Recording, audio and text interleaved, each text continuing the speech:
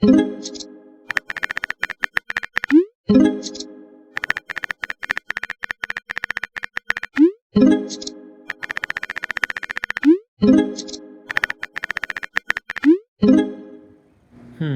should I do? I'll make bread.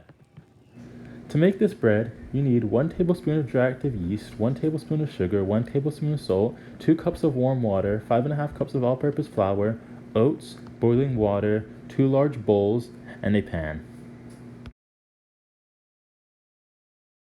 In a large bowl, combine the yeast, sugar, salt, and water. Then let stand until the yeast is dissolved. Gradually add the flour 1 cup at a time to the liquid and mix thoroughly until the dough pulls away from the sides of the bowl. Turn the dough out onto a floured surface to knead. This might get a little messy, but don't give up. Now to knead it. Fold the far edge of the dough back on itself towards you. Press into the dough with the heels of your hands and push away. After each push, rotate the dough 90 degrees. Repeat this process in a rhythmic rocking motion for 5 minutes, sprinkling only enough flour on your kneading surface to prevent sticking. Grease a bowl with butter and knead the dough for 2 to 3 more minutes. Return the dough to the bowl and turn it over once to grease the top. Cover the bowl with a damp towel and keep warm until the dough doubles in bulk. This should take about 1 to 2 hours.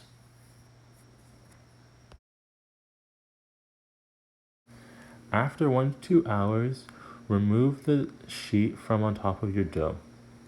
Then punch down the dough with your fist and briefly knead out any air bubbles. Then you're going to want to cut the dough in half and shape into Italian or French style loaves. Place the loaves on a cooking sheet that has been generously sprinkled with flour. And now let the loaves rest for 5 minutes. To bake it, you want to lightly slash the tops of the loaves 3 times diagonally and then brush with cold water. At this point, I sprinkled oats on top of them. Now place an aluminum roasting pan on the bottom of the oven. Fill 1 inch deep with boiling water and preheat the oven to 400 degrees. Put the loaves on a baking tray and bake it at 400 degrees for 35 to 45 minutes, or until the loaves are golden brown and sound hollow when you tap them.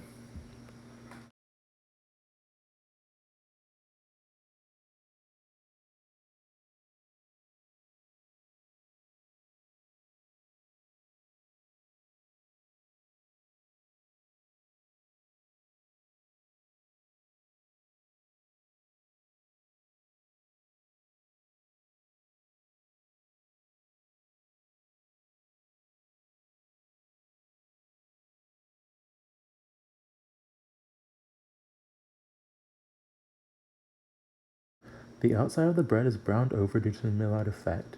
Cracks have formed around the cuts. When the bread is cut open, there is a light sponge textured dough. When you press down on the top, it makes a crackling sound. The oats add an extra crunch to each of one of your bites.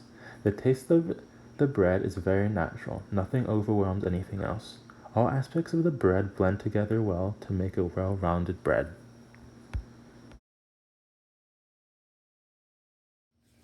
Bread is an everyday household item for many people.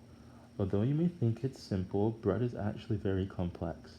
Like most things, a combination of chemical reactions are responsible for its creation. Gluten is a very important part of bread. Gluten provides the elasticity in bread, therefore making a key reason that the bread rises. Gluten's unique physical properties allow gas bubbles that are created in the fermentation to be trapped inside of it, creating the light, fluffy bread we know and love.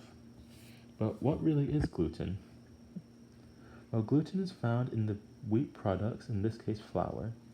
Flour is 10 to 15% protein, and in the protein you can find a mix of glutenins and gliadins.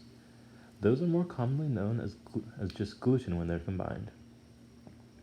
While still inside the flour, they are chemically inert, but once water is added to the flour, the glutenins and gliadins begin to line up and create hydrogen bonds and disphosphonide, which are the links between different strands of protein, finally making the protein network.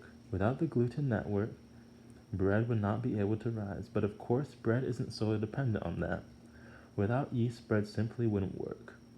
Yeast has enzymes in it that break down starch in the flour.